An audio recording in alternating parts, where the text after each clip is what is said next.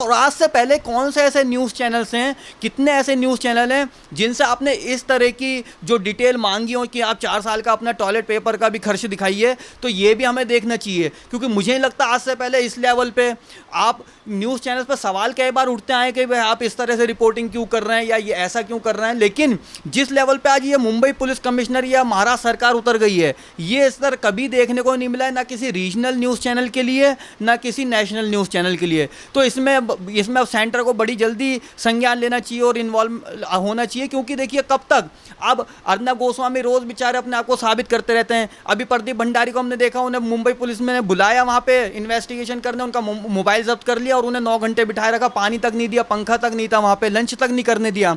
तो अब एक चीज बताएं, उन पे कौन से ऐसे क्राइम के आरोप हैं? उन्होंने कोई रेप कर दिया, कोई मर्डर कर दिया, या कौन सा ऐसा? आपसे सवाल ही तो करा, और सवाल भी करा तो उसमें देखिए पत्रकार का काम है सवाल करना, अगर आपको जवाब नहीं देना तो आप उस जवाब मत दीजिए। लेकिन आप जवाब तो दे नहीं रहे, उल्टा जवाब देने के बजाय कोशिश कर रहे हैं कि चैनल बंद हो जाए। तो चैनल ऐसे बंद होते हैं क्या? आप उन पर FIR कर दीजिए, आप उनसे सवाल कर लीजिए, उनसे टॉयलेट पेपर के खर्च पूछ लीजिए, लेकिन ऐसे चैनल आप बंद नहीं करा पाएंगे। तो आप ये बड़ा गलत है जो हो रहा है कि मुंबई पुलिस मुंबई में तो लोगों को टॉर्चर कर रही है, महाराष्ट्र में तो लोगों को टॉर्चर कर रही है, उसके बाद वो दिल्ली और हरियाणा और यूपी आके भी लोगों को नहीं छोड़ रही है। यानी अगर आप इनके खिलाफ बोलते हैं या कोई अपनी आवाज उठाते हैं तो यहाँ से भी आके आपको उठा ले जाएंगे। और इन पे काउंटर देखिए, लीगल तरह से ही आपको मारते हैं। लीगल तरह से कैसे मारते हैं? जैसे FIR करा रहे हैं। मुंबई पुलिस ने रिपब्लिक भारत को एक दोबारा से जो है नोटिस जारी करा है, जिसमें अब उसने कहा है कि जो 2017 से लेकर अभी तक जो रिपब्लिक भारत का खर्चा लेन देन वो है जो अब मुंबई पुलिस को देना पड़ेगा। यहाँ तक कि एक टूथब्रश से लेकर टॉयलेट पेपर तक या लड़कियों के जो सामान होते हैं मेकअप किट तक, उन सब चीज़ों का लेन देन जो है जोखा लेखा जोखा पूरा मुंबई पुलिस को देना पड़ेगा। किस तरह से देखते हैं आप इसको? देखिए ये जो है बड़ा हास्यास्पद है भी है और शर्मसार करने वाला भी है, लोकतंत्र के लिए भी और देश के लिए भी।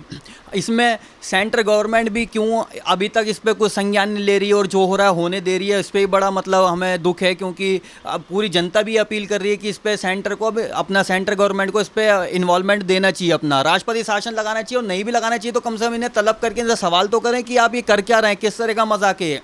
आप एक चीज़ देखें, पहली बात तो मुंबई पुलिस कमिश्नर किस बिना पे ये जो मांग रहे हैं, डिटेल मांग रहे हैं कि आप खर्चे बताइए। और अगर आप खर्चे या जो इस तरह की जो इन्होंने 2017 से 4 साल का ही कह रहा है पूरा हमें ब्यौरा दो, कच्चा चिट्ठा दो कि आपने क्या खर्च करा, तो उसका भी एक तरीका होता है। वो कोई NGO थोड़ी है कि भाई अगर आप किसी ऑर्गेनाइजेशन से बोलते हैं भाई आपकी डोनेशन क्या क्या आपने ली, बाहर से आपका बहुत पैसा आ गया, फंडिंग आ गई, वो किन कार्यों में लगती है, तब तो समझ आता है।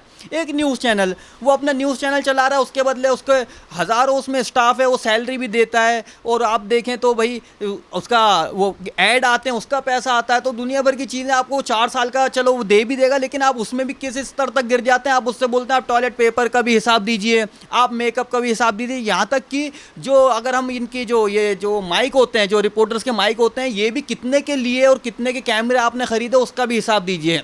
तो इस तरह का आज से पहले कभी देखने को नहीं मिला। और अगर आपको इस तरह की इन्वेस्टिगेशन उसके आर भारत के खिलाफ करनी भी है तो पहली चीज़ तो ये जो TRP स्कैम था, आप उसी में ये साबित नहीं कर पाए कि TRP स्कैम आर भारत करता था। आपको उसी में कोर्ट से लताड़ लगाई जा रही है, FIR में उसका नाम नहीं है। और उसके बाद भी अगर आपको इतनी इन्वेस्टिगेशन करनी है तो आप कौन सी ऐसी अथॉरिटी है कि आप इस तरह के इस स्तर की इन्वेस्टिगेशन कर सकते हैं? कौन सा ऐसा क्राइम कर दिया आर भारत ने या अर्नब गोस्वामी ने या उनके किसी एडिटर ने? अगर आपको उस लेवल पे कोई इन्वेस्टिगेशन जब करनी होती है जब किसी चैनल पे कोई उतना बड़ा देशद्रोह का मुकदमा लग गया हो, या कोई ऐसी हमें न्यूज़ देखने को मिली थी कि आर भारत भाई कोई बाहर के देशों से कुछ फंडिंग करके और कोई एजेंडा चला रहा है, ऐसा कुछ भी नहीं है। उसके बाद भी ऐसा कुछ था तो आप बड़ी जो एजेंसीज हमारे देश की, होम मिनिस्टर हैं या अपनी NIA है, CBI, इस तरह की कोई एजेंसी को आप इन्वॉल्व करते और उनको अपने कॉन्फिडेंस में लेते कि भाई हमें ये शक है कि अर्नब गोस्वामी इस तरह का एजेंडा चला रहा है और हमें इसकी जाँच करनी चाहिए।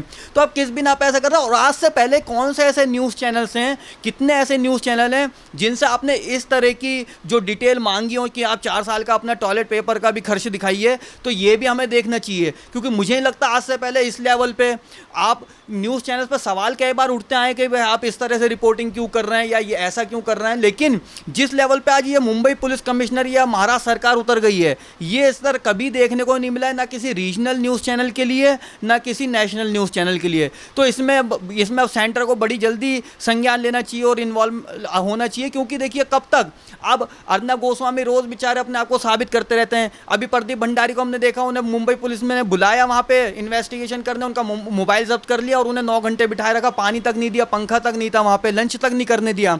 तो अब एक चीज़ बताएं, उन पे कौन से ऐसे क्राइम के आरोप हैं? उन्होंने कोई रेप कर दिया, कोई मर्डर कर दिया, या कौन सा ऐसा? आपसे सवाल ही तो करा, और सवाल भी करा तो उसमें देखिए पत्रकार का काम है सवाल करना, अगर आपको जवाब नहीं देना तो आप उस जवाब मत दीजिए, लेकिन आप जवाब तो दे नहीं रहे, उल्टा जवाब देने के बजाय कोशिश कर रहे हैं कि चैनल बंद हो जाए। तो चैनल ऐसे बंद होते हैं क्या? आप उन पर FIR कर दीजिए, आप उनसे सवाल कर लीजिए, उनसे टॉयलेट पेपर के खर्च पूछ लीजिए, लेकिन ऐसे चैनल आप बंद नहीं करा पाएंगे। तो आप, ये बड़ा गलत है जो हो रहा है। देखिए, जिस तरह से एक बड़ा सवाल ये भी खड़ा होता है कि पूरी जो चीज़ें हैं की जा रही हैं बदले की भावना से की जा रही हैं, और इससे पहले जो है एक स्टिंग ऑपरेशन भी आया था जिसमें कहा गया था कि अर्नब को इस तरह से परेशान कर दिया जाएगा कि वो आत्महत्या करने पर मजबूर हो जाए, यानी कि जो चीज़ें ये सब की जा रही हैं पूरी तरह से बदले की भावना से की जा रही है। बिल्कुल बिल्कुल, ये जो कह रहे थे कि वो आत्महत्या करने में मजबूर हो जाएगा, उसका इनडायरेक्टली मतलब ये था कि वो ऐसे आत्महत्या, उस वाली आत्महत्या की बात कर रहे थे जो सुशांत सिंह राजपूत की हमें देखने को मिली है, यानी संदिग्ध मृत्यु, जिसमें हमें यही नहीं पता चल रहा है एक इंसान को आप कह रहे हैं कि उसने सुसाइड कर लिया, उसका पैर अगर हम देखें तो पैर उसका टेढ़ा हो रहा है, उसके बॉडी पे कितने मार्क्स देखने को मिले, निशान मिले, कभी सुइयों के निशान मिले उस पर कई, उसके साथ हमें उसमें अजीब सी चीज़ें हमें देखने को मिली, और वो कहीं से कहीं तक सुसाइड किसी को भी नहीं लग रहा, क्योंकि एक 34 साल का जवान लड़का, एक अच्छे मुकाम पर पहुँचा हुआ लड़का, जो अगर इंडिया से बाहर अगर घूमने भी जाता है तो 70 लाख खर्च कर आता है। अगर हम उसके लाइफ स्टाइल देखें तो रेंज रोवर, मर्सिडीज जैसी गाड़ियां वो यूज़ करता है लड़का, तो सुसाइड क्यों करेगा? पहले तो वही आज तक हमें समझ नहीं आ रहा। सुसाइड करने का कोई तो रीज़न होता है, तो पहले तो आप वो देख लीजिए। तो ये इनका मतलब ये था कि हम किसी को भी हम मार के लटका देंगे और उसे बोल देंगे कि उसने सुसाइड कर ले, इनका वो वाला इनका रवैया था। क्योंकि अर्नब क्यों सुसाइड करेगा? अर्नब तो सुसाइड करने की कोई नौबत ही नहीं, वो कोई स्ट्रगलर थोड़ी फिल्म इंडस्ट्री का कि भाई उसे काम नहीं मिल रहा वो सुसाइड कर लेगा। तो इनडायरेक्टली वो थ्रेट थी, वो धमकी थी कि भाई कुछ दिन में जैसे सुशांत का हमें जो हाल करा वो इसका भी करेंगे। तो इसके बाद ये तो चलिए अच्छा स्टिंग हो गया, लेकिन मैं ये कह रहा हूँ कि ये कितनी चीज़ें ऐसी हैं जो रोज़ रोज़ नई नई चीज़ें हमें देखने को मिल रही हैं, लेकिन इस पर हो कुछ नहीं रहा। यानी आप एक चीज़ देखिए, मुंबई पुलिस कमिश्नर को पूरी छूट मिली हुई है कि आपको जो करना करो। मुंबई आज से पहले कभी देखने को नहीं मिला कि किसी स्टेट का या किसी सिटी का commissioner, police commissioner press conference करके सम्मन देता हो। आज से पहले हमें ये देखने को मिला कि भाई उसे फलाना नेता को नोटिस भेज दिया, फलाना पत्रकार को नोटिस भेज दिया। आज हम देखते हैं कि 4 न्यूज़ चैनल्स में अलग अलग टाइम में वो परमवीर सिंह आते हैं, लाइव आते हैं और उसमें बोलते हैं वो कि भाई आर भारत को हम अरेस्ट कर लेंगे, आर भारत को छोड़ेंगे नहीं और ये चैनल हम बंद करा देंगे। तो फिर हमने देखा भाई FIR जो होती है उसमें 6 बार तो इंडिया टुडे का नाम है, आप उन्हें क्यों नहीं नोटिस भेज रहे हैं? तो पुलिस कमिश्नर हमारे बोलते हैं कि भाई क्या हुआ, जब हमने FIR लिखी तब तो इंडिया टुडे का नाम लिया था उन्होंने, जो 3 लोगों को हमने पकड़ा, लेकिन जब हमने पूछताछ शुरू करी तो उन्होंने आर भारत का नाम ले दिया। चलिए ठीक है, उन्होंने आर भारत का नाम ले दिया, तो आप दोनों को नोटिस भेजते हैं। एक का नाम आपके पास लिखा हुआ है इंडिया टुडे का और एक का नाम आपकी FIR में नहीं, लेकिन उन्होंने लड़कों ने नाम ले दिया, तो आप दोनों को नोटिस भेजते। तो आपने इंडिया टुडे को क्लीन चिट खुद ही दे दी। तो आप एक चीज़ देखें, आप FIR में नाम लिखी हुई एक चैनल को क्लीन चिट दे सकते हैं और दूसरे का जिसका नाम भी नहीं है उसको आप 1,000 FIR उसके ऊपर कर देते हैं। तो ये डायरेक्ट साफ पता चल रहा है कि कहीं ना कहीं आपने अर्नब गोस्वामी को अपना दुश्मन मान लिया है, जबकि दुश्मन वाली कोई बात नहीं है। पत्रकार हैं, वो आज से पहले भी कई सवाल करते हैं, सारी पार्टियों से करते हैं, और सिर्फ अर्नब गोस्वामी की बात नहीं, सारे न्यूज़ चैनल्स के एंकर सवाल करते हैं। अगर आप एक एक से ऐसे दुश्मनी निभाएंगे तो वो वक्त दूर नहीं जब आपको घर बैठना पड़ेगा। जिस तरह से पूरा देखा गया, ये पूरा षड्यंत्र रचा गया अर्नब गोस्वामी, और इस तरह से लगता है कि मुंबई पुलिस को केवल जो तनख्वाह मिलती है उन्हीं लोगों को टारगेट करने के लिए मिलती है जो सच्चाई के खिलाफ आवाज़ उठाएंगे। जिस तरह से सुबह देखा गया कि कंगना रनौत के खिलाफ एक और जो FIR दर्ज की गई मुंबई में, और अब अर्नब के साथ षड्यंत्र रचा जा रहा है और अर्नब के एम्प्लॉयज़ को बुलाकर 10-10 घंटे तक जो है पूछताछ की जाती है, यानी कि पूरा जो है ये षड्यंत्र के तहत किया जा रहा है। बिल्कुल, अगर हम कंगना रनौत की बात करें और उनकी जो बहन है रंगोली रनौत, तो उनके दोनों के खिलाफ इन्होंने FIR कर दिए। इनका मकसद यही है, मैं आपको बताऊं, इन्होंने ये देखा कि जब से अगर हम पिछले ये जो चीज़ें शुरू हुई हैं सब 4 महीने पहले से शुरू हुई हैं, उससे पहले सब स्मूथली चल रहा था, कोई दिक्कत नहीं थी, ना मुंबई में ना महाराष्ट्र में। अब ये जो अगर हम महाराष्ट्र सरकार की बात करें तो ये जो वहाँ पे जो कोरोना पीड़ित जो लोग थे वहाँ उनकी भी कोई मदद करने में फेल हो गई है। हमें देखने को मिला कि सोनू सूद जैसे आर्टिस्टों को आके और उसमें अपना सपोर्ट करनी पड़ी, टिकट, बस के टिकट करा के और फ्लाइट के टिकट करा के, जबकि वो काम सरकार का था। तो लेकिन सोनू सूद ने इनिशिएटिव लिया। तो आप एक चीज़ देखें ना, आप तो वो इतनी बड़ी महामारी में अपने राज्य के लिए कोई फ़ायदा कर पाए, उनको कोई सपोर्ट नहीं कर पाए। उसके बाद जो है अगर सुशांत सिंह राजपूत का केस देखें तो उसमें आपने पहले दिन ही बोल दिया सुसाइड है, जनता की भी आपने नहीं सुनी। देखिए सरकार का काम क्या होता है, अगर आपको सुसाइड भी लग रहा था लेकिन जब जनता ने ये आवाज़ उठाई भाई हमें सुसाइड नहीं लग रहा, तो आपको ये कहना चाहिए था कि ठीक है हमें तो ये सुसाइड लग रहा है लेकिन हम इसकी जांच कराएंगे और जो भी दोषी हैं उन्हें हम सज़ा देंगे।